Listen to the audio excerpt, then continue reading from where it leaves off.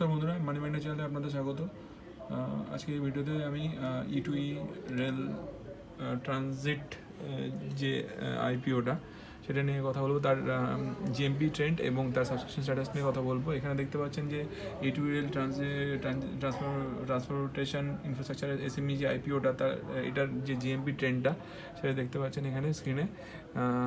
28 তারিখে ছিল 145 টাকা, 29 তারিখে হয়ে গেছিলো 143 টাকা এবং গতকাল 30 তারিখে হয়ে গেছিলো 145 টাকা, মানে একটু আপ ট্রেন্ড জিএমপি ছিল এবং সেই জন্য এস্টিমেটেড লিস্টিং প্রাইসও বেড়েছিল, 319 টাকায় এসে পৌঁছায় এবং প্রফিট পার্সেন্টেজ প্রায় 83.33% এবং এস্টিমেটেড প্রফিটও অনেকটা বেড়ে যায়, 1,16,000 চলে আসে 1,14,400 থেকে।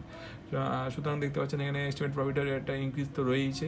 আর এবার যদি বলি এর সাবস্ক্রিপশন স্ট্যাটাস কীরকম ছিল, সাবস্ক্রিপশনে আসলে আমরা দেখতে পাবো সাবস্ক্রিপশনে আসলে দেখতে পাচ্ছি আমরা যে কিউআরপি কোডাতে সাবস্ক্রিপশন হয়েছে অল ওভারে, মানে এই 3 দিন মিলিয়ে 236 গুণ, নন ইনস্টিটিউশনাল বাইরেতে 872 গুণ, বিগ এনআইয়ের ক্ষেত্রে 1026 গুণ, স্মল এনআইয়ের ক্ষেত্রে 562 গুণ এবং ইন্ডিভিজুয়াল ইনভেস্টার অর্থাৎ রিটেল কোটাতে হয়েছে 544 গুণ। মানে আসার মতো আমি আগেও বলেছিলাম হয়তো 550 গুণ মতন ইন্ডিভিজুয়াল রিটেলে সাবস্ক্রিপশন হতে পারে, সেটাই আশা করছি, সেটা কাছাকাছি ফিগার গেছে।